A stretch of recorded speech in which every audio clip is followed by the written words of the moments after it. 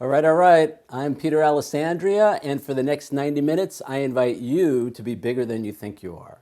If you're new here, welcome. If you've been here before, welcome back. Let's jump in with our agenda for this evening. So as usual, we're going to start with some announcements. We'll have our recommended reading. It's a little extended version of the recommended reading tonight. We have our affirmation for the day, or of the day. We have a time for people to introduce themselves or share any victories that they've had from the past week. We will listen to an audiobook excerpt from my book. We'll have our topic discussion, take a break, come back for the assignment and Q&A, and then we'll wrap it all up by 9:30. So as always, our first announcement. If you would like to purchase a copy of the author-signed paperback, that would be this. I have an exclusive 20% discount code for you guys. It's book 20. Enter that at checkout at bebiggertoday.com/book. And let me know if you'd like me to sign it. I will sign it to you or anybody else. They make great holiday gifts. And obviously, I highly recommend the book because I wrote it. Also, as I mentioned last week, I do have a copy of my photography book, my fine art photography book. This is New York Cityscapes. This is actually a collaboration with 6 other NYC Instagram photographers. And what's really interesting about this book is that we all have our own take on the New York City landmarks. So most of us have photos in here of the Empire State Building or the Statue of Liberty, but everybody has their own take. So you get 7 different interpretations of the same landmark, the same building, the same street, whatever it is. So I find it really interesting. These guys are really inspiring to me. I love their work, and I'm thrilled that they were willing to collaborate with me on this book. So again, this makes a great holiday gift, or for the New York City lover in you if you just want one for yourself. And again, I'm happy to sign copies of this as well. This can be purchased on my website at bebiggertoday.com/bookstore. And it is on sale for only $16.95. The audiobook is available for pre-order now at $9.99. That's almost half off the regular price. It's 9.5 hours. It will be finished in the next few weeks. I'll tell you exactly when I know, but I'm making really good progress on it. And obviously you guys are hearing it as we go along each week. And on both the audiobook and on the paperback, they come with a full money-back guarantee. So if you don't love them, you just let me know and I'll send you your money back. But I know you're going to love them. We have merch, again, for your holiday gift giving, your stocking stuffers, hats and t-shirts. Save 20% with the merch 20. Discount code at checkout at bebiggertoday.com/merch. And while you're there, pick up some refrigerator magnets for you or the people that you love. These are original photos, my photos, and they're only available here from me, and they are just a beautiful collection. You get one for $5, 3 for $10. You can get all 11 for $25. You're going to love these. So again, bebiggertoday.com/merch. And I am available for one-on-one coaching and or business consulting. So if you're a creative person, if you're a writer, photographer, artist, or just a regular person who wants to make some changes and move forward in their life, I'm available for one-on-one coaching. I'm also available to come in and speak to your business, your management team, your executive team, your sales team, and help them all be bigger than they think they are. If you're interested, just contact me through the website at bebiggertoday.com. And if you're here tonight, you know that we are now on a static Zoom meeting code. So here it is again. I'm sure you have it, but in case you don't, if somehow you got in without using it, this is what it's going to be going forward. And let's jump in with our recommended reading for tonight. So for those of us who have been on this spiritual journey, On the self-awareness path, it's hard to not know about the Celestine prophecy. I think this was one of the first kind of new age spiritual books that went mainstream. This book was actually a #1 on the New York Times bestseller list. I think it was in 1993, 93 or 94. They eventually made a movie, The Celestine Prophecy, the movie. It's a must-read. It's written in the form of a novel, but it's more of a kind of parable. It talks about the I think it's 7 or 8 insights, and it takes you on a journey with the main characters. So it was written by James Redfield. You can get it at celestinevision.com. You can get it on Amazon, obviously, Google Books, places like that.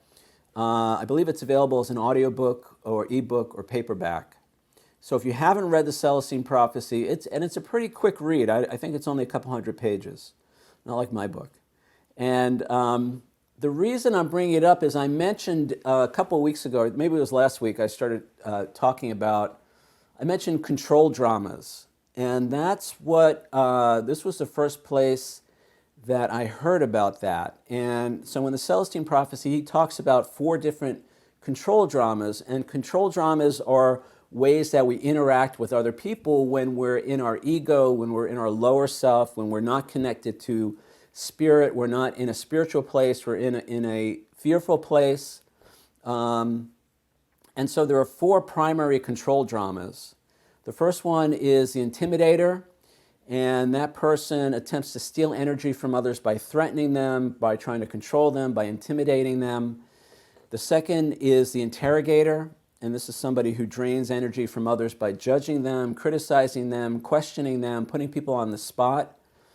The third one is the aloof personality. This is somebody who tries to draw energy and people to themselves by withdrawing, by ignoring others, by becoming aloof. And then the 4th control drama is poor me. And that's the person who tries to make other people feel guilty, take care of them, make them feel responsible for their happiness, their well-being, and basically lives their life from a place of self-pity. I think I was a combination of number 3 and number 4 for most of my life. And the good news is doing this work and some of the other work that I've done, Codependence Anonymous in particular, was very helpful for me in terms of beginning to relate to other people in a healthy way, in a functional way. I offer this to you. I mean, it could be different for everybody, but this has always kind of stuck with me ever since I read the book in the 1990s. It's always kind of been in the back of my mind. So if it resonates with you at all, check it out. And either way, I think it's a good read. I think the Celestine Prophecy is entertaining, it is enlightening, so check it out. All right, our affirmation for today. I am safe and I am loved.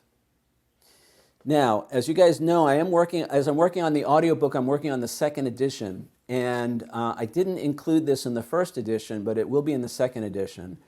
And that's this idea that a characteristic of the human race, I mean, I think everybody is affected by this at one time or another, in one way or another, are these 2 questions. Am I safe and am I loved? And obviously with everything that's going on in the world right now, there's a lot of people who feel anxious about their safety, about their well-being, whether it's their health, some of the civil unrest, the political craziness. So a lot of people have this question of, am I safe? Am I going to be safe? Am I going to be okay? Is my family going to be okay?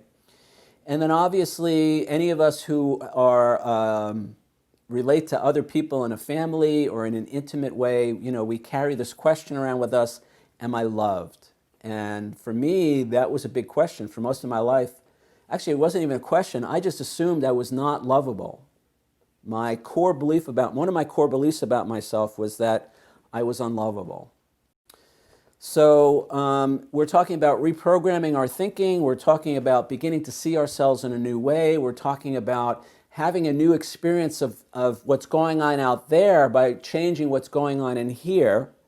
And if you're new, if you're just joining us for the first time, I believe in affirmations. Affirmations are a great way to reprogram all the negative baggage, all those negative thoughts and beliefs that we have about ourselves that we carry with us, usually without even being aware of it.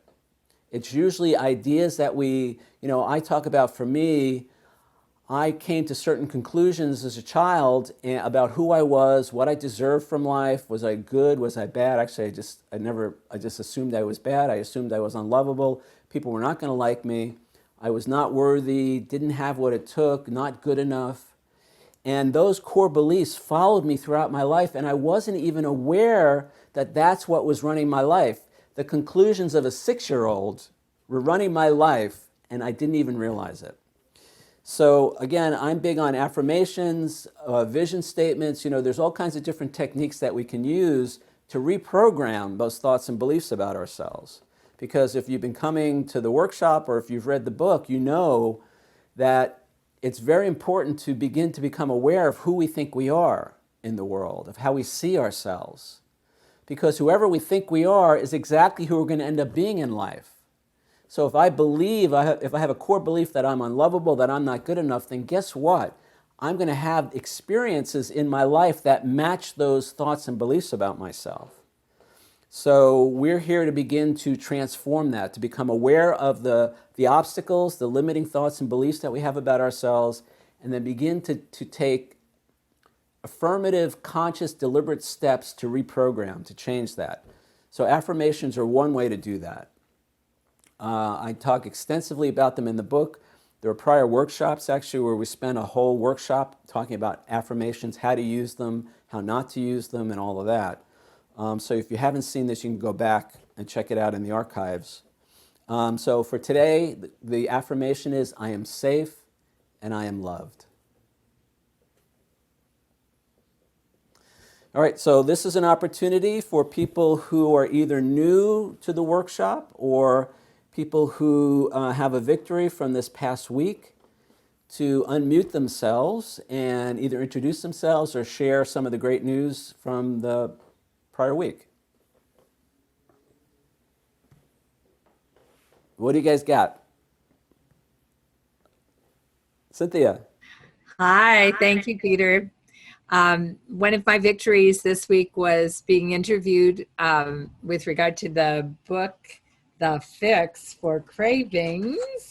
We had our author, there we go, Fix for Cravings. And we got interviewed on a Chicago station, WLS 90, so you can listen to it if you'd like, 20 minutes on with Laura on the way home. And that was pretty exciting. And I had a client this week. I do sugar evaluations and assessments, and I had a client, and I'm finishing up the process of doing that person's assessment to identify and break through denial about sugar addiction. And those are huge for me. So I'm really pleased to report that as a victory, because those are both being bigger than I think I am. Thank you. That's great, Cynthia. I only have one thing to say. Woohoo! Awesome. Excellent. Thank you. Thank you for sharing that. And maybe if you want to share a little bit later, you can tell us a little bit more about what you guys do, how you do it. People might be interested. Anybody else got a victory they want to share or introduce themselves or anything like that? Yes. Dee. Hi. It is Dee Dee. Hey, Peter. Hey, everybody. My victory is that I made it here tonight. I'm so glad to be here live and in person. And I also ordered 2 books, not one, but 2 books. They're the first edition. Yay. And another author told me an unsigned copy is actually more valuable when Peter's program becomes super popular and hits the big time. I will have an appreciated asset. Very excited about that. So I'll be ordering the second edition when it's available. Anyway, lots of victories here as I'm digging through changing the thoughts that I have about myself, which haven't always been helpful. Thank you. Pass.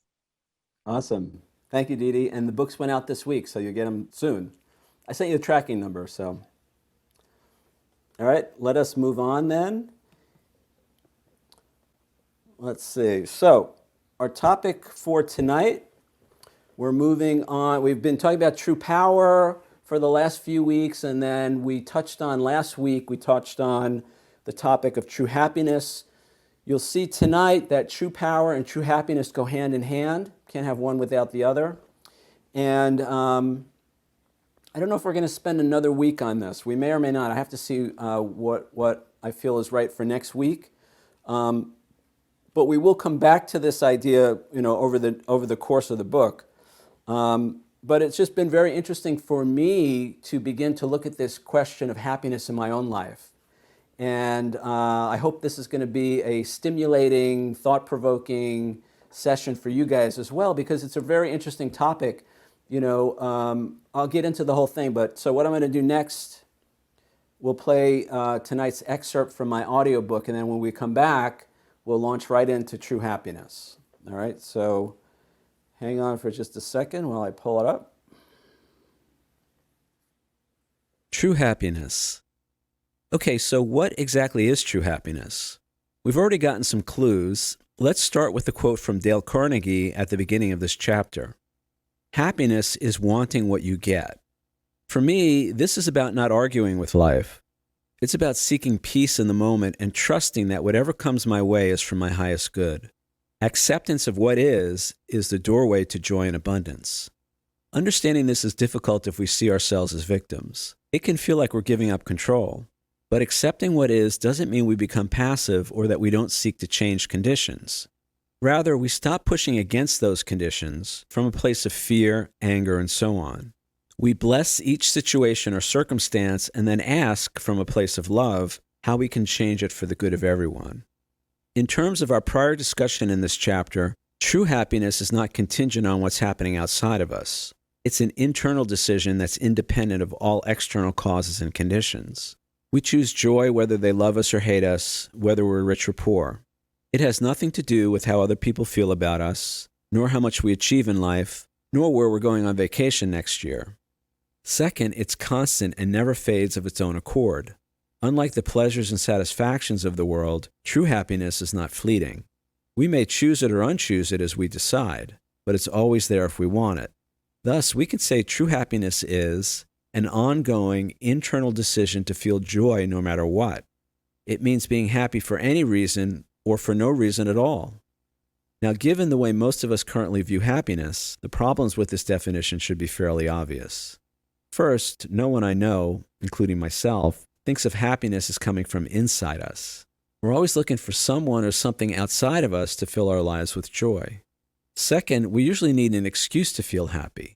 The idea that true happiness is based on any or no reason at all is more than a little confusing and hard to comprehend. Finally, and probably the biggest problem, this definition implies we're responsible for our own happiness. It says true happiness cannot be given to us, nor can it be taken away.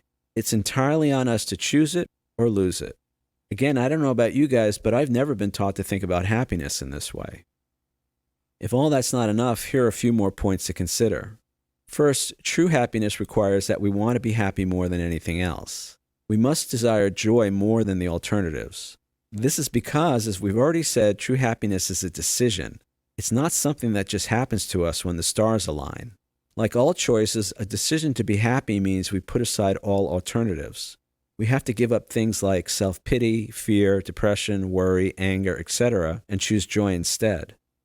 Next, any choice, including the choice to be happy, is made on the basis of perceived benefit to us. That is, we choose what we choose because we value it. To value something means we accord it with a certain level of importance or worth. Thus, to be happy, we have to value happiness. I'll admit it sounds a little silly to say it like this, but I know in my own life there have been plenty of times when I was happy being unhappy. As we'll discover in Chapter 5, it's quite easy to value things that don't serve us.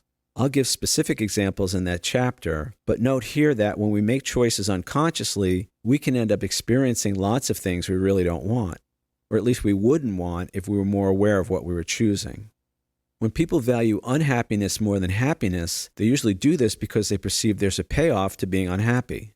Perhaps other people feel sorry for us when we're sad, so we get their attention or sympathy. Or they make excuses for us so we can avoid doing something we really don't want to do. I know in my own life, I've used being unhappy as a way of getting back at others. For instance, for a long time, I could never be happy around one particular person because I wanted them to know how much they had hurt me. Even though the circumstances surrounding the hurt were over a long time ago, I was keeping the misery going. The payoff I sought was trying to punish them and make them feel guilty for what they had done to me. Yet all I really accomplished was keeping myself stuck in my own suffering. Yes, that's how crazy I was. It should also be noted that, like all our feelings, happiness is a statement of who we think we are. For instance, if who we think we are is unlovable, threatened, victimized, unappreciated, etc., it will be very difficult to choose happiness. Thus, in order to give up our negative feelings, we have to give up our negative self-image as well. This can be very difficult if we have an investment in seeing ourselves in a certain way. Here, more than any place else, consciousness is the key. All expressions of true power are arbitrary. As we prepare to close this chapter, I want to jump back to our discussion of true power. Like true happiness, all expressions of true power must be based on our own internal decision-making processes. True power choices cannot be contingent on what's happening outside of us. Instead, our decisions as to what we think, feel, say, and do must be made solely on the basis of the internal reference of who we want to be in life. For the empowered self-creative person, this is the sole criteria for every choice or decision. What this means is, to be an expression of true power, all our thoughts, feelings, words, and actions must be arbitrary vis-a-vis the external world. This may seem like a big leap from where many of us currently stand in terms of our decision-making. Most of our choices and decisions are made in reaction to what we perceive in the outside world. The difference now is these choices and decisions are inner-directed. Who we want to be in the situation becomes the sole basis of our decision-making. This is a subtle yet highly important distinction. For many of us, it's such a novel way of living, it can be difficult to comprehend. The point to remember is that what's happening outside of us, including what other people are doing or not doing, does not have power over us. The external situation is our cue or stimulus to make a choice, but not the basis for that choice. We'll have more to say about all this in later chapters. Tying our discussion of true power and true happiness together, it can be said that the greatest expression of true power is true happiness. Being happy despite the events and circumstances of our lives rather than because of them means we're invoking true power and choosing what we choose altogether independently of what's going on in the world. To sum up, true power is the ability to choose our thoughts, feelings, words, and actions. It's the direct result of taking responsibility for all our choices and decisions.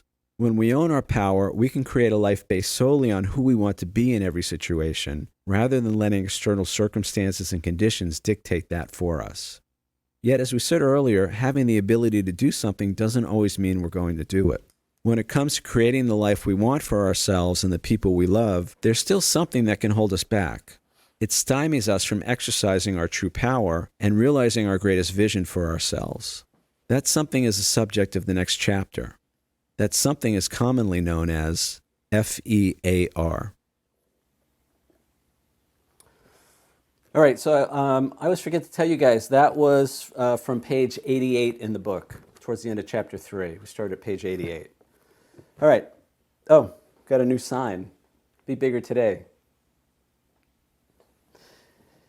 So let's start with that quote. This is actually from the beginning of the chapter in the second edition. I added this quote. I love this quote from Dale Carnegie. If you don't know Dale Carnegie, he's the sales guru, personal growth guy. Dale's been around. I don't know if he's still alive or not, but very impactful for people in the sales industry, in business, and all of that.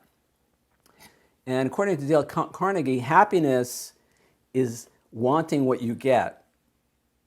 Now, most of us, I'll speak for myself, for me, most of my life, I thought happiness was getting what I want, not wanting what I get. But what I see now is, this statement, wanting what we get in life is, for me at least, it opens the door to serenity, it opens the door to acceptance, it opens the door to other things coming to me that I may not have been thinking about or contemplating. When I'm in that place of, I have to get what I want to be happy, then I'm forcing, I'm struggling, I'm striving, I'm forcing solutions, I'm maybe cutting corners. I'm not in a place of acceptance, I'm not in a place of flow, I'm not in a place of serenity by any means. And as we'll find out later, getting what I want is not really true happiness. We'll talk about that in a few minutes. So by being in this place of accepting what is, for a long time, when I first got into 12-step programs many years ago, I was hearing people talk about God's will. This must be God's will, that must be God's will. And I hadn't really thought about, the whole question of what is God's will, what is not God's will. But eventually I came to a place of kind of thinking that there's two things that I believe to be true about God's will. And I'll tell you why I'm talking about God's will in the context of happiness and wanting what we get. The first thing I believe to be true about God's will is that if it's happening, it must be God's will, because I don't believe anything can happen against the will of God. That's my belief. Then the second thing is that if it's God's will, it must be loving. It must be for my highest good. There must be a gift in it. There must be some positive value for me in that experience. Now, the reason I'm mentioning this is for most of my life, I had a real problem with what was happening in my life. I had a real problem with what is. It was very hard for me to accept what is if it didn't meet my standards, if it didn't meet my idea about what I needed to feel safe, to feel happy, to feel loved, to feel acceptable, to feel successful, to feel like I'm achieving something. If it didn't meet those thoughts and standards in my own mind, and it rarely did, then I was not in a place of acceptance about it. And the more I didn't get what I thought I wanted, the more angry I became, the more resentful I became, the more jealous I became. I'll tell you something that has changed greatly in my own life is how much jealousy I feel. I used to be so jealous of other people, other photographers or other business people or whatever, people who had some level of success or something that I thought I wanted that I thought I didn't have. And so I was jealous, I was resentful, and it was all because life was not giving me what I thought I wanted or needed to be happy. So now I come into a 12-step program and they say, well, God's will, if it's God's will, it's going to happen. And then I realized, well, if it's happening, it must be God's will. So in step 11 is sought through prayer and meditation to improve our conscious contact with God as we understood God, praying only for knowledge of God's will for us and the power to carry that out. Now, in my infinite wisdom, I changed the 11th step to say, the second part, to say, praying for knowledge and acceptance of God's will for me and the power to carry that out. Because I had such a hard time accepting what is, accepting life on life's terms, accepting other people the way they were, accepting my financial situation the way it was, accepting myself the way I thought I was. So now comes, Dale Carnegie comes along and says, happiness is wanting what you get in life. And I can see now that there's a lot more truth in that than I thought. And there's a lot more serenity, peace of mind. There's a lot more opportunity that comes from that. Because when I'm trying to force a situation, when I'm trying to force a solution, when I'm trying to achieve something, I kind of close myself off to seeing other opportunities, other options. I can push people away without realizing it, or maybe I do realize what I'm doing, but I've decided that, I don't want them in my life or in the way, so I push them out of the way. And none of that works, not long-term and not in terms of generating happiness and peace of mind. So I love this quote, happiness is wanting what you get, and, it's being in a place of acceptance and being in a place of trusting that I'm right where I'm supposed to be. I think we had this affirmation a few weeks ago. I'm exactly where I'm supposed to be, and when I'm ready to move, I have the ability to move on. Something like that. but it's being in a place of trust, being in a place of acceptance, being in a place of, acknowledging that maybe I don't know, I don't see the big picture. Maybe I'm so focused on something that I think is going to make me happy, it's going to bring me happiness, that I'm missing the bigger picture. I'm missing something that I wasn't expecting that could actually bring a lot of joy into my life, or it could be a way for me to achieve success, but but because it doesn't look the way I think it's supposed to, I miss it when I'm in that mode of not being in a place of acceptance or trust. This doesn't mean we become passive. All right? This doesn't mean that I don't have goals. It doesn't mean that I don't take action. It doesn't mean that I don't, seek to improve my lot in life, or anything like that. But I come at it from a different place. When I come at it from a place of trying to control, trying to manipulate, trying to force solutions, I'm coming at it from a place of fear. When I come at it from a place of acceptance, from a place of trust, from a place of, how can I make a contribution here as opposed to what can I get out of this situation, I'm coming at it from a place of love. And that opens up all kinds of possibilities. All right, so happiness is wanting what you get. I actually want to hear what you guys think about that later in the second half of the meeting, of the workshop. But I love that. So I want to start with that. The next slide. All right, so this is another big one for me. Happiness is not a feeling. Joy is a feeling.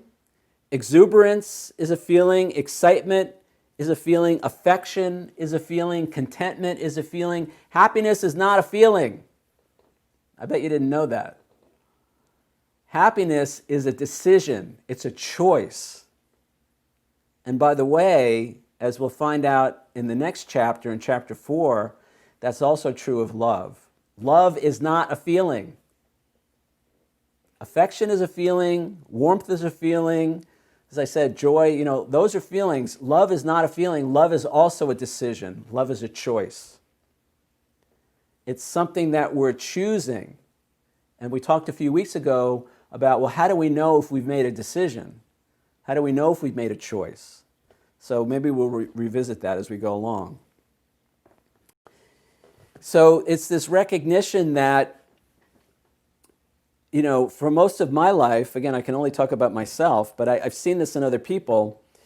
If you asked me 20 years ago, what do you want from life? And I would say, I just want to be happy. And it was like me from being that. It was like, the subtext, the subtext to that statement is, well, I just want to be happy, but I can't because something is stopping me from being happy. And we've talked for the last month about power, who has power over us, what has power over us, what we have power over, who we have power over. And the implication in a statement like that is I just want to be happy, and the subtext is, but I can't because, so-and-so is doing this, the economy is doing that, my client is doing this, my body is doing that. I have all these reasons that are stopping me from being happy. And all those things I just mentioned, the economy, my clients, even my body to a certain extent, they don't have any control over me. It doesn't have control over, what are the 4 things that we have control over, that we have power over? We have power over our thoughts, feelings, words, and actions. Now, it turns out those are the only 4 things we have power over in life, but it also turns out those are the only 4 things we need to have power over to create the life that we want. Now, this is why happiness is a decision, is a choice. Because what happens is, at a certain point, I have to make a decision, I have to make a choice about what I'm going to think, what I'm going to feel, what I'm going to say, and what I'm going to do. And is what I'm going to think, feel, say, and do, is that going to reflect happiness, or is it going to reflect something else?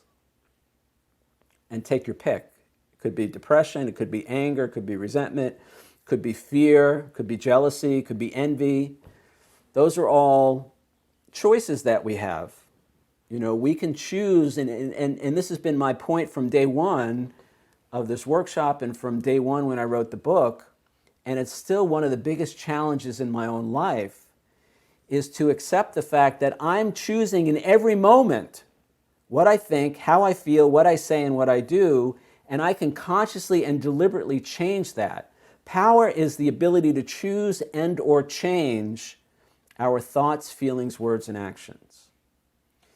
So I began to look at this question of why am I not happy? What's stopping me from being happy? And this is going to lead into our discussion of what I call true happiness. And I began to see that, I was expecting to be happy when I was thinking negative thoughts.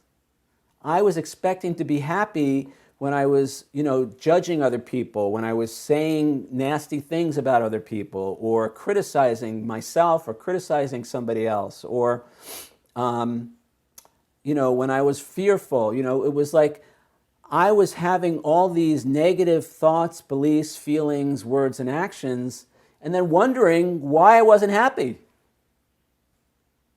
It was insane. It's complete insanity. I'm thinking angry thoughts, and I'm wondering why I'm not happy. I'm speaking critical, judgmental words, and I'm wondering why I'm not happy. I'm hiding on my couch because I'm afraid to put myself out there because I think people are going to judge or criticize or reject me, and I'm wondering why I'm not happy.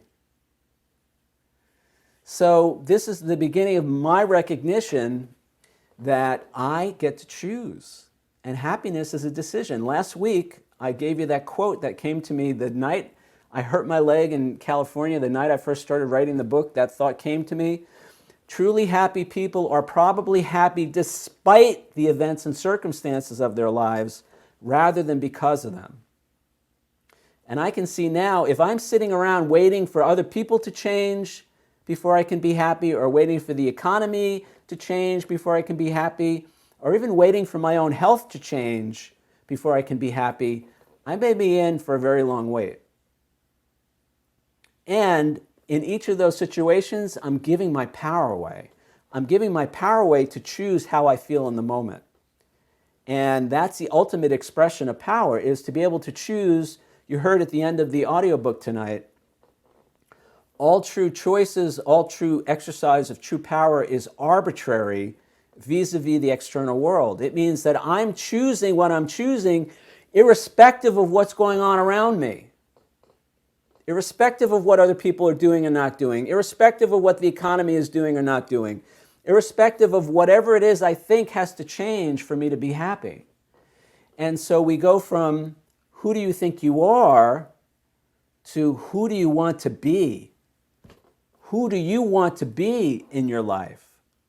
And the only way to create that person, to be that person, is to make choices independent of everything that's going on around us, everything that's external. Because as we said for the last 3 or 4 weeks, what's going on outside of us has no real power over us. We think it does because we give our power away to it. We make other people, more important. What we think, listen to how I'm saying this, what we think other people think of us becomes more important than what we think of ourselves, or what we think of ourselves. We're giving our power away every time we do that. Now again, this falls under the category, like almost everything else we've talked about, of simple but not easy. Again, I know if you're like me, I've got years and years and years and years and years of looking at life a certain way and just saying, wow, I can't control my own feelings. I'm reacting to what everybody else is doing. And if I'm sad, if I'm angry, if I'm afraid, it's because of you. It's not because of me. If you would just get your act together, whoever you are that I think is messing up my life, then I could be happy. Then I could feel safe. Then I could feel loved. Then I could feel contented. Then I could start my life. But no, I gotta wait. I can't do anything. I'm powerless over my own feelings because of the way you are. That's a recipe for powerlessness, unhappiness, resentment, and worse. And I lived my life that way for many, many years. And I got to be honest with you guys, there's still at least 5 times a day when I come at my life that way. But now more and more, I'm a little more aware, and I can sometimes, not even always, but sometimes I can stop that train and say, wait a second, that's not exactly what's going on here. I'm choosing, I'm deciding. I may not be aware of it. I may be making an unconscious, habitual choice in this moment, but that doesn't mean I'm not choosing. And I have the power to change how I feel in this moment, irrespective of what's going on around me, irrespective of what other people are doing or not doing, irrespective, again, of the economy, of my business, of even my own body. All right? So happiness is a decision, it's a choice. It's not a feeling.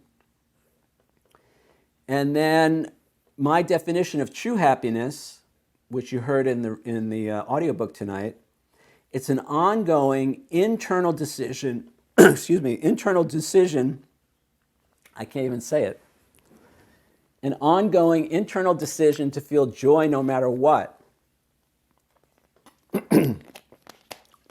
It means being happy for any reason or no reason at all.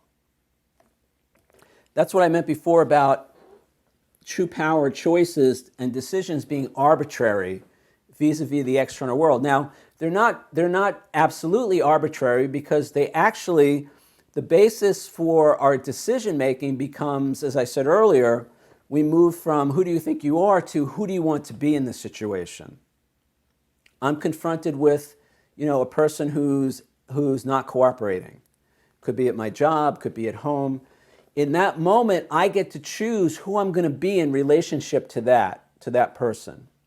Instead of reacting based on who I thought I was in the past, now I get to say, who do I want to be in this moment? Now, I have to believe a bunch of things. Number one, that I can take care of myself in that situation. And this is a lot of the affirmations that we do, a lot of the other techniques that I've shared with you guys. Begin to see myself differently in those situations that challenge me. Because if I don't think I can take care of myself, then fear is going to be the natural reaction. And when I'm in fear, I'm in my ego. We're going to talk a lot about the ego when we get to chapter 6. Actually, we're going to talk about it in chapter 4 a little bit too. But the ego is that part of us that comes from a place of fear. It's a survival mechanism. The main mode of the ego is self-preservation. And, the ego attacks first and asks questions later. So if I'm confronted with a difficult person and I have not done the work on myself to change how I see myself in that situation, then the default is going to be what it's always been.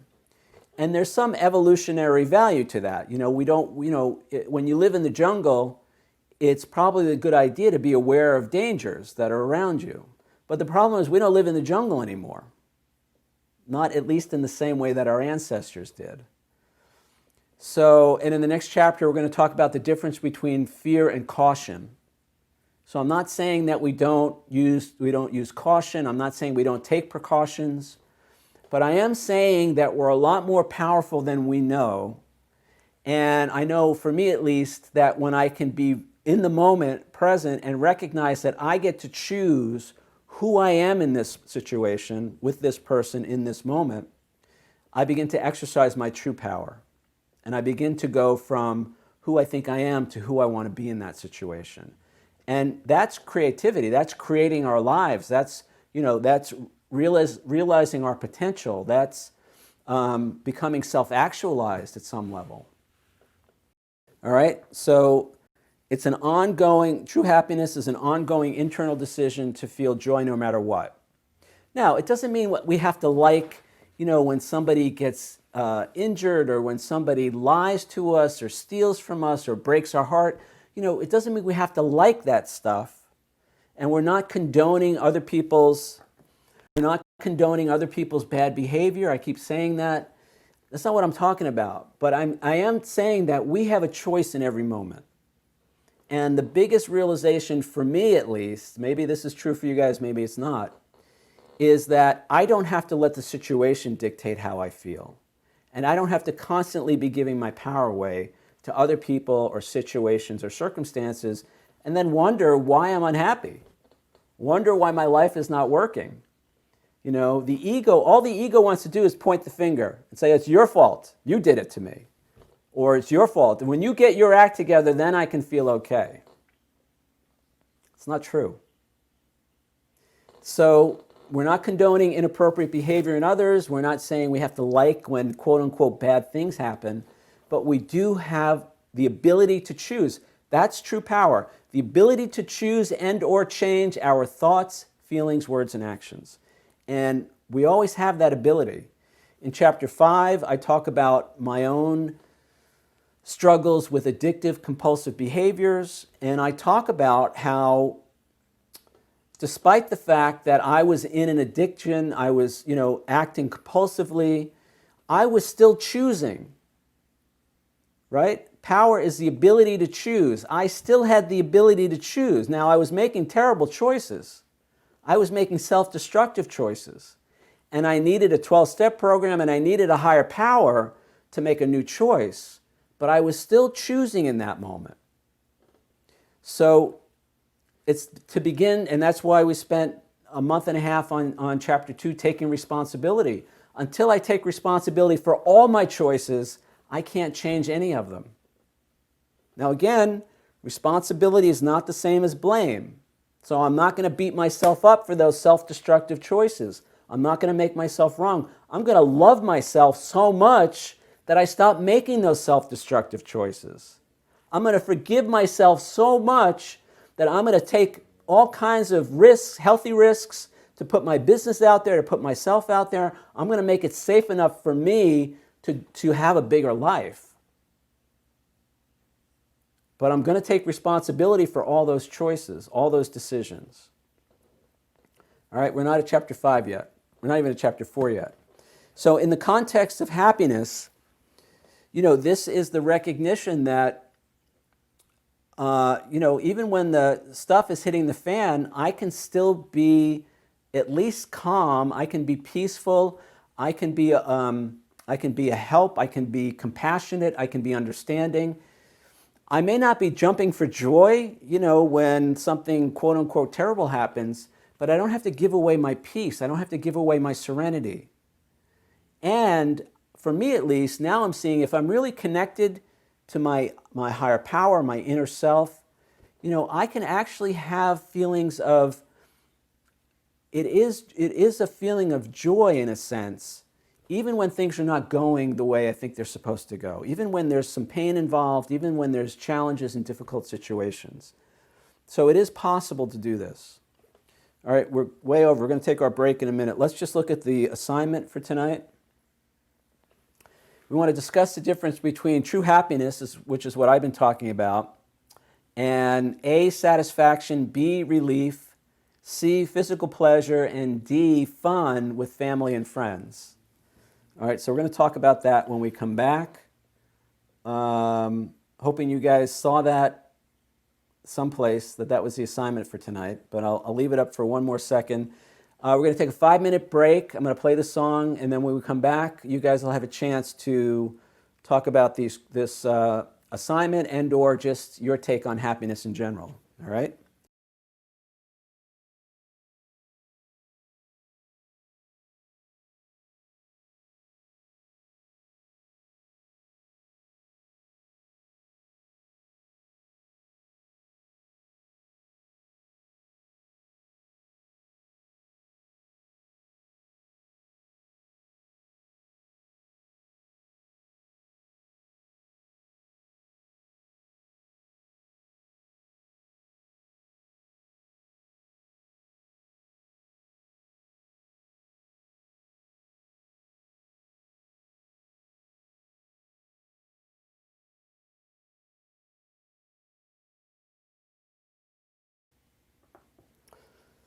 All right, we are back. So before I forget, guys, I want to just invite you guys to, we talked the last few weeks, actually at various times, we talked about an inner child process that I discovered. I didn't discover it. I picked up many years ago, and that was getting a photo of ourselves when we were a little kid, when we were a child, and meditating on that photo, establishing a relationship with that child. And so I want to invite you guys to bring photos of yourself as a kid that you can share with us if you want to, if you feel comfortable with that. And because what prompted this is I found this photo of myself. I was probably around 8 or 9, and this was, I think I was at Fire Island with my father and my brother one summer. So if you guys want to bring a photo and share it, you're welcome to do that. And just in the context of our discussion tonight, you know, getting to know that little kid, he wasn't very happy and didn't feel, you know, all the stuff I've talked about, you know, didn't feel loved, didn't feel good enough, and all of that. So in rebuilding my own self-esteem, I'm doing that by reparenting him. John Bradshaw talks a lot about reparenting ourselves, giving ourselves the messages, the comfort, the attention that we needed as kids that we didn't get. So by taking these photos, you know, if you have photos, or maybe it's some kind of a, you know, you maybe have a teddy bear, something that represents you as a child, you know, give yourself what you need that you may not have gotten, and, you know, reparent yourself and establish that relationship. Because I'll tell you, you know, in a lot of situations, he's running the show, which is good. You know, he has a lot to offer, but it's the whole idea that you don't want the 8-year-old driving the car. You know, the 8-year-old has a place, and, you know, he's got a lot of joy and energy and creativity and all of that, but we also need to have the adult part to navigate the adult world. So we want to honor our inner child. We want to reestablish a relationship. We want to reparent. For me, it was just a lot about, you know, I love you. I value you. You're good. You know, it's okay if you make a mistake. I'm still going to love you. It's okay if you don't do things right. It's okay if you don't know something. So those kind of messages have been helpful for me. So if it resonates with you guys, I offer that. So let's look again at our exercise for tonight. We're going to discuss the difference between true happiness and satisfaction, relief, physical pleasure, and/or fun with family and friends. If you have the book, you've already seen my discussion of that. I also had it in the audiobook last week. Let's see what you guys have to say, and then I'll give you my take on this. So who would like to share? And you can also just, you know, you could talk about your take on true happiness or happiness in general. Anybody? Cynthia?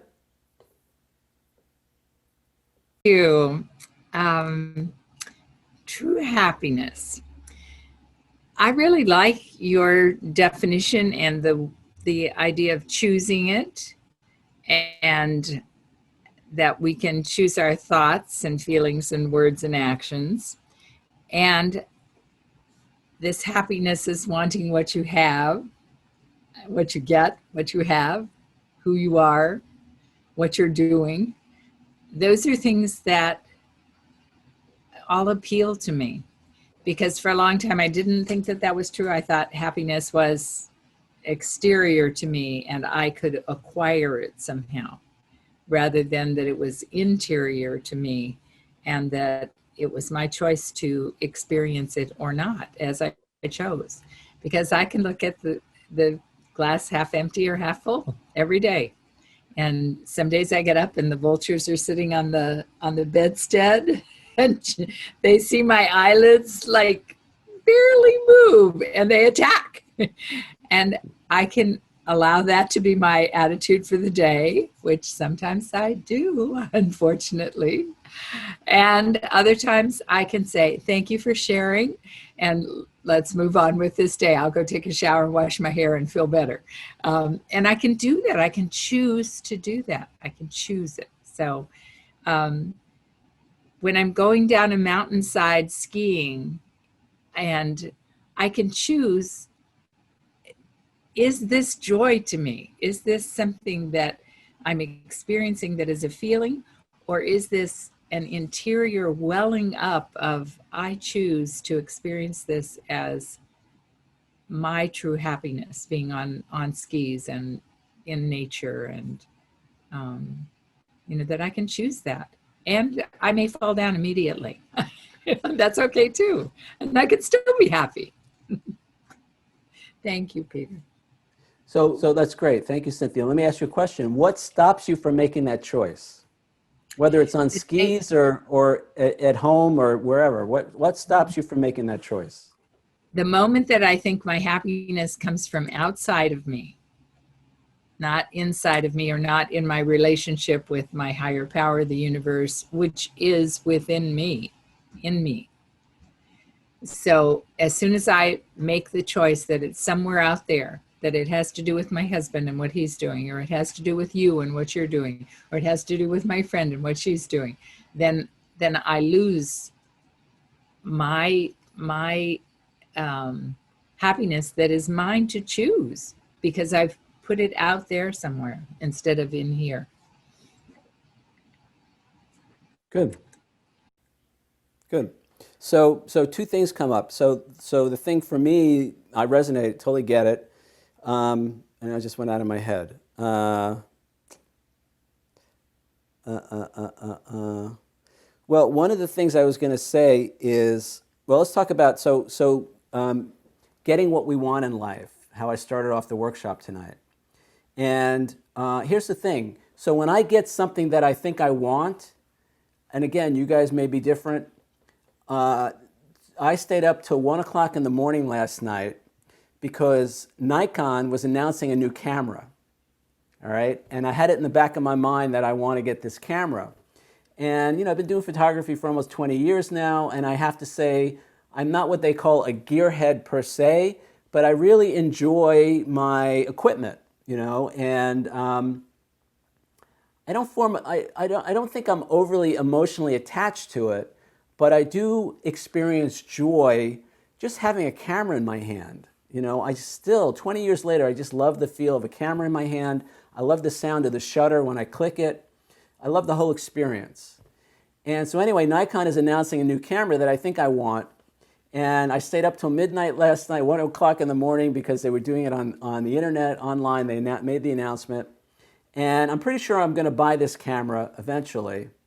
But I began thinking, it's like I always get excited about buying something, and there's anticipation and there's expectation, and at first it could just be something on Amazon. Maybe I'm just ordering maybe I'm ordering something for the house from Amazon, but there's still that little bit of excitement, that anticipation, and then I get it.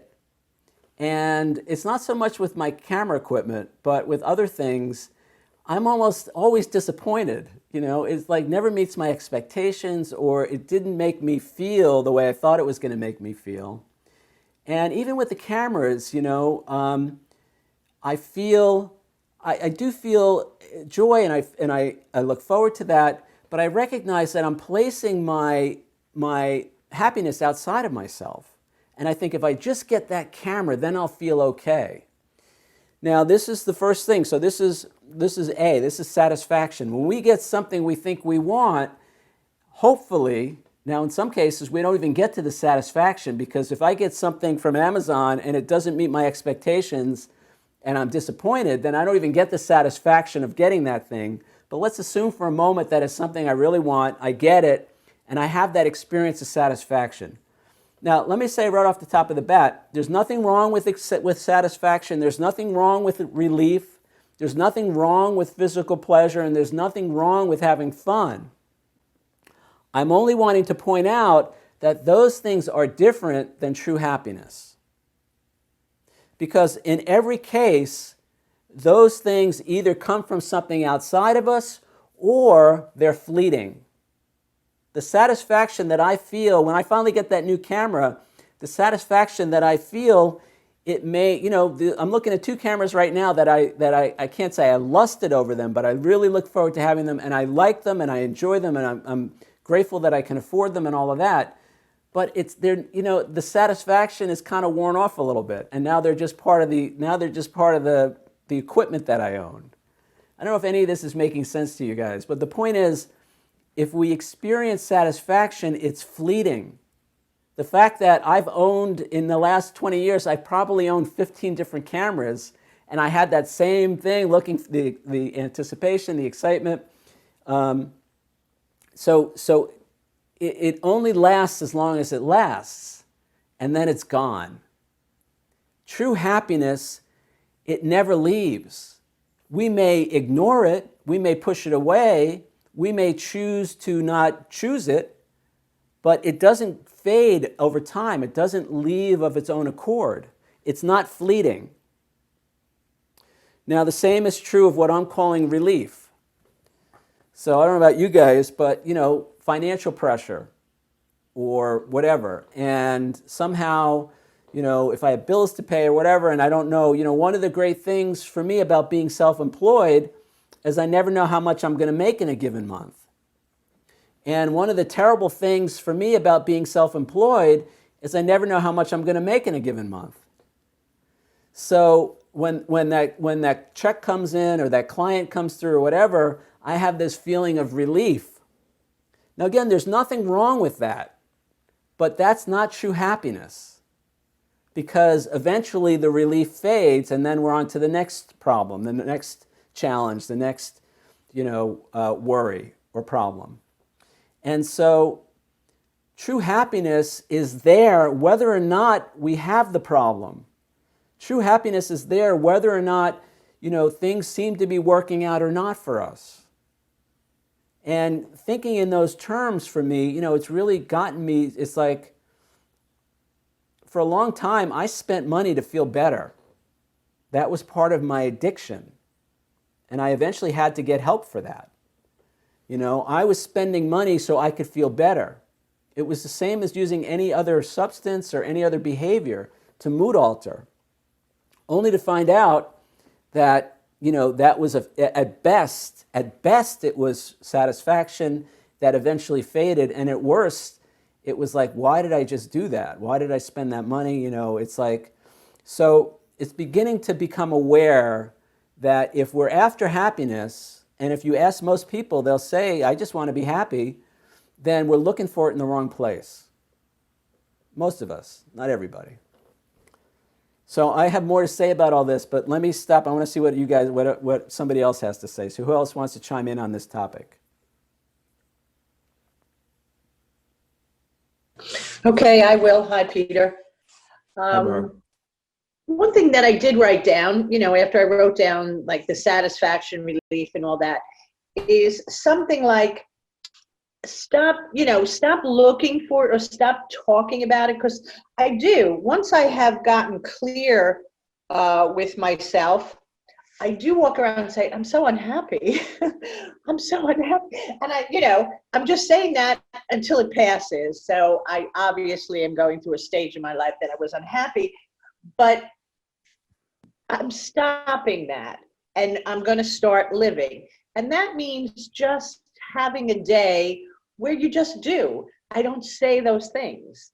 And it sounds so simple, but it's what I used to do. And that kept you, like you said, in that unhappy mode. And if I just live, and I've said these things before, but I didn't do them. And now I'm doing them. You can have your day, you can live, you can look for the blessings, you can feel happy. You're saying it's not a feeling, but it kind of is. You can feel happy or you can smile. And that, your day, my day is much better than it used to be. And I guess that's a victory, huh? Well, that's a total victory. That's kind of the whole point. Yes. Well, that's what it is. And I had one friend for a very long time. I don't think Linda's here anymore, but she was one of the most positive people. I think you know that. And it was wonderful to be around somebody like that. So that's another thing that when you talk about happiness or something like that, is surround yourself with people that are positive. Yeah. Yeah. I'm responsible for the people I pick to be in my life. Right. Right. So if I'm picking people who are criticizing me or judging me or who are unhappy, that's on me. That's not on them.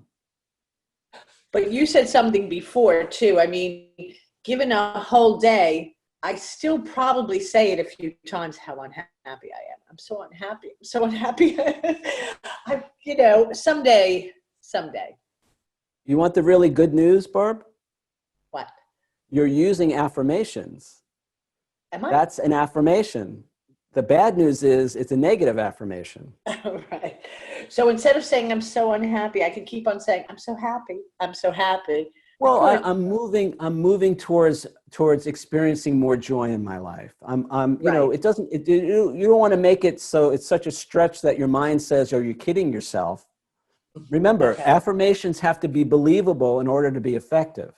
Mm-hmm. All right. So you want to come up with something, but you want to move in the positive direction. And again, what I said earlier is most of us, so again, I'll speak for myself. I'm thinking negative thoughts all day long, and then I'm wondering why I'm unhappy. Okay. There it is. Duh. Okay. I'm judging other people. I'm criticizing myself. I'm afraid. I'm angry. And I'm wondering why I'm unhappy. Now, the other thing I was going to say in the context of relationships, and again, I think this was in the audiobook tonight, I have used unhappiness to make other people feel guilty, to hurt other people. I mentioned in the book, there was one particular person in my life that I could never be happy. I could never let this person know that I was happy because I wanted them to feel bad about how they had treated me. Yes, I know. So I sacrificed my own happiness, my own joy, my own emotional well-being to make somebody else feel guilty. Think about the insanity of that. It's also sad, but you didn't know at the time. So what happened was this person said to me, they said, I get that you're angry and you're upset, but you're only hurting yourself. And Wise words. I was like, oh, you're right. Mm-hmm. And so now a way that I show this person that I love them is I'm happy. I'm happy in their presence. I'm happy when I speak to them on the phone, and that's something I can do for them because I know they care about me. Mm-hmm. So we can use unhappiness as a way to get even with other people. I mean, it can go so deep. So I'm suggesting that's why I'm saying happiness is a choice. And then the other thing is I'm going to still say, happiness. Okay, you could call it a feeling. Let's call the feeling joy, and leave happiness as a decision, as a choice, because that's taking my power back. Mm-hmm. So joy is a feeling, contentment, affection, exuberance, excitement. Those are feelings. I'm going to say, for me at least, happiness is a choice. It's a decision. Because that's how I take my power back. All right. Anything else, Barb? No, I think that's it. But, the same words keep on coming up to me: the joy, the peace, the harmony, the self-worth. Once you start working on that, all those words will come into your everyday life, and it's good. So that's it. Yeah, and here's the other thing too. I mean, I've shared with you guys, I'm walking around hating myself with self-hatred, or being self-recrimination or being judgmental against myself or unforgiving of myself. And I'm wondering why I'm not happy. It's like, it's hard to be happy when you hate yourself. Well, that's in the past. Right. But I'm saying this is the insanity. It was, yeah. This is the insanity of my life. Mm-hmm. And I see it in other people, and it's so this is about taking responsibility. It's about taking our life back. It's about taking our power back and not making anybody else wrong in the process. Yes. It's not about blaming those people for who they are or what they've done, because now we're going to take responsibility for us. And when we get to chapter 7, we're going to talk about how to take care of ourselves in relationships with other people. The primary way we do that is with boundaries, healthy boundaries. going to spend a couple of weeks on what boundaries are, how to use them to take care of ourselves. This way, I don't have to make anybody else wrong anymore, because I'm not in a situation where they're affecting me in the way they used to, in a negative way, because now I know how to take care of myself in those situations. So again, now all of a sudden I have there's a chance that I could actually experience joy. Whereas before, it was all about blaming somebody else. It was all about projecting my own issues onto them, making them wrong. You can't be happy under those circumstances. Even if I'm just driving on the highway, and I'm judging the other driver. He's driving too slow. He's driving too fast. He's driving an old beat up car.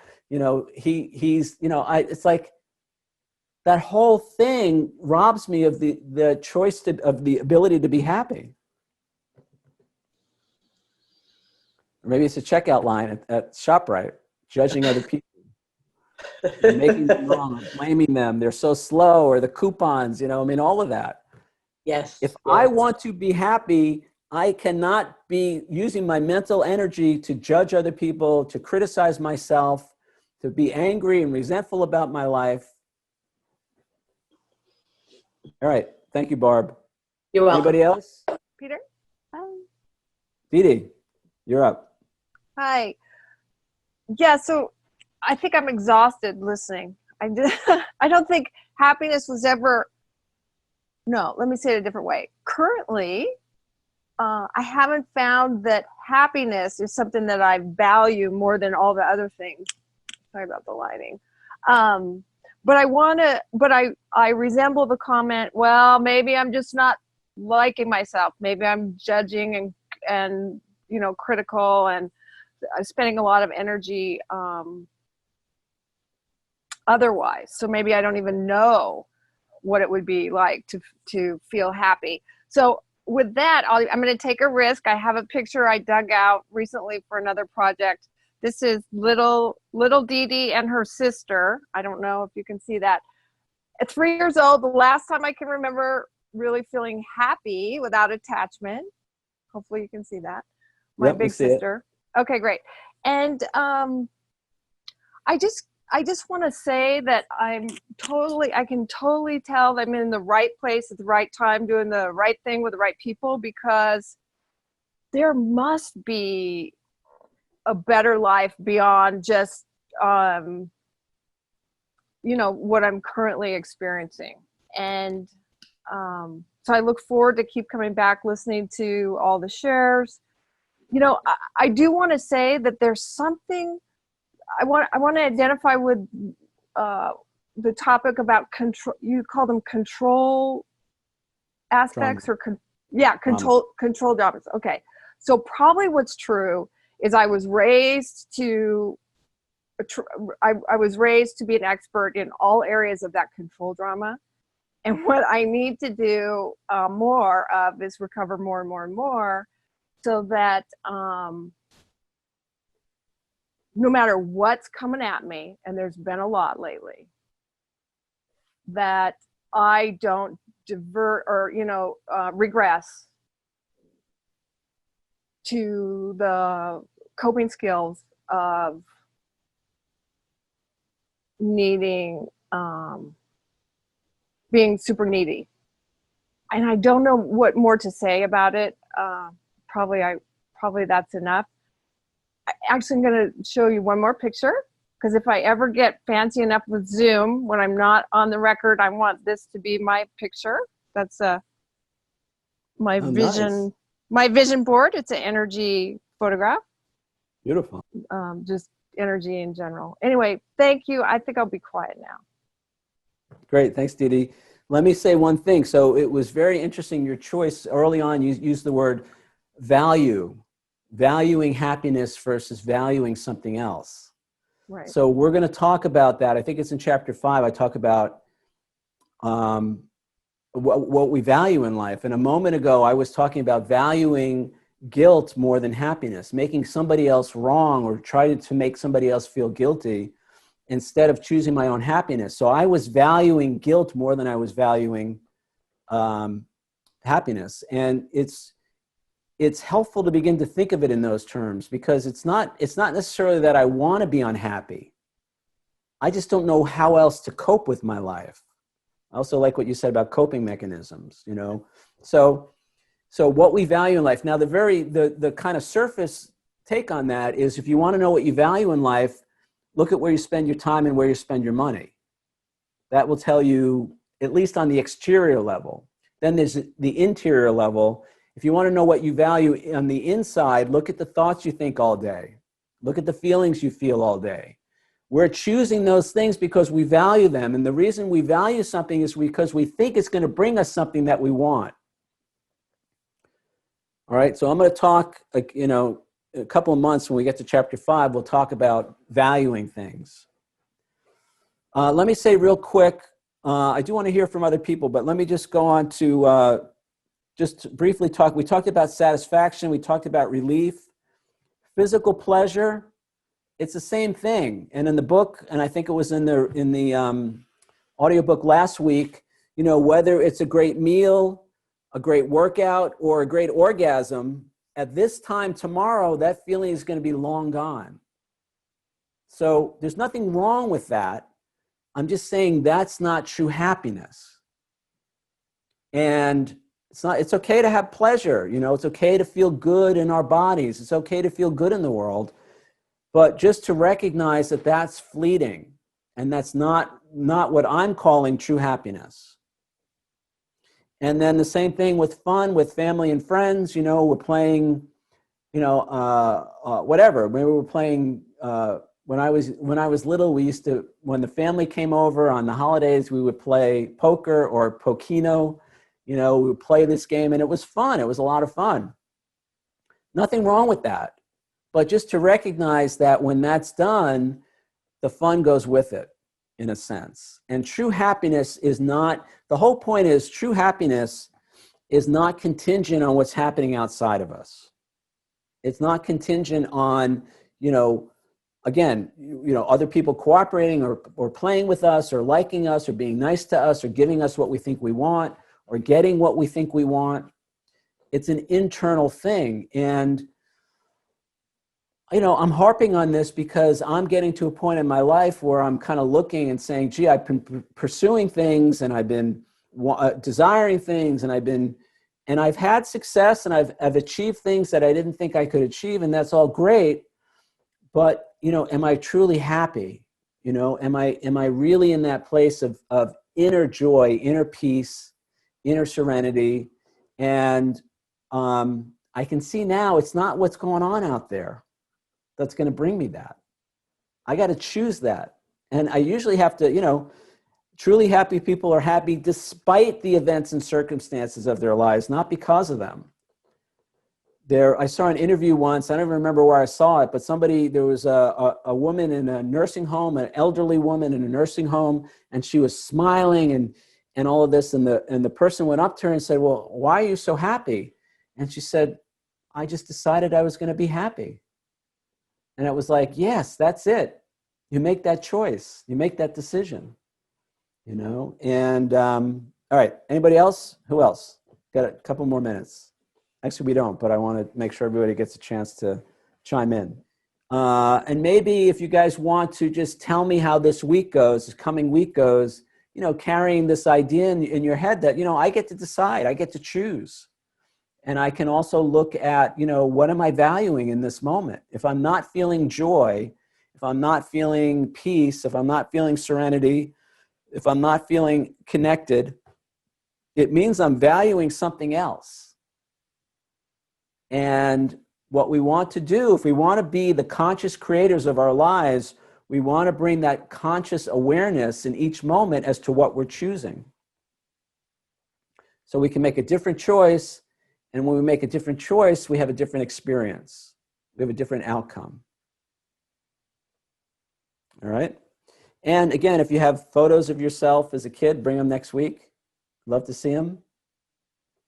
I'm going to play the song one more time, 3.5 minutes, and then we'll come back and we will say hasta la vista. Oh, also, again, I got a couple of testimonials from you guys. Thank you so much. Anybody else, if you're willing, just 2 or 3 sentences so I can use it on my website, emails and stuff like that. Just please feel free to send me something.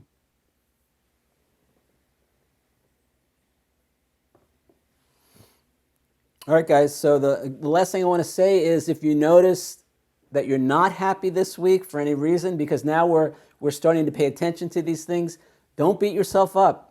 Don't make yourself wrong. All right? Remember, making ourselves wrong is not going to lead to happiness. So we just want to notice. We just want to be aware. It's just bringing some consciousness. It's about being present in the moment. What am I choosing? And look at, what am I thinking? What am I feeling? What am I saying? What am I doing? And is that who I want to be in my life? And can I begin to make a new choice? The thing I want to say is, this was a helpful analogy for me. This is like, so if you know anything about like an ocean liner or one of those big tankers, that carries the oil or whatever, an ocean liner, you have to start turning that ocean liner 2 miles before the point where you actually want to turn, because they're so big and they have so much momentum going in a particular direction that it takes 2 miles to steer before they can make their turn. So what I want to say to you guys is, we have a lot of momentum going in a certain direction, and a lot of it for many of us can be negative or unloving or unkind, especially towards ourselves. So just keep in mind, it's going to take a little while to turn that ship. All right? It may not happen this week. All right? But don't give up. All right? And don't beat yourself up.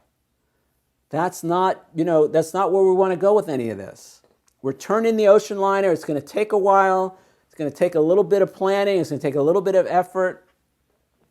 Think of that. And there's also, if you know anything about airplanes, when the airplane is on automatic pilot, meaning that it's basically steering itself, that plane is almost always off course. But what it's doing is it's constantly correcting itself.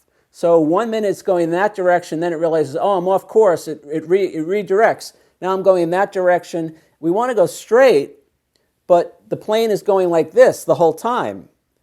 So we may be a little bit off course. All we want to do is gently recorrect. We just want to correct, redirect, and correct our course. All right? Anybody want to say anything before we wrap it? Right. No, those are great words, and I will remember them. Thank you. Whichever you like, the ocean liner or the plane, whatever you want. Right. I actually liked both of them. So that's what we're doing. We're redirecting our lives, and it may take a little bit of time. Lynn, you want to say something? It looks like you're... No, it's okay. I heard the song. Okay. All right, good. And you're good? Yes, good. Thank you. Your book is going out tomorrow. Oh, yeah. I'm It pretty may happy. take a while. Thank you very much.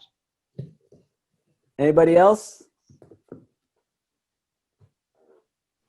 All right, guys. Have a great week. Tell your friends, and see you next Wednesday. Thank you. Thank you. Thank Good you. night. Good Thank night. you. Good night. Good night, guys. Good night.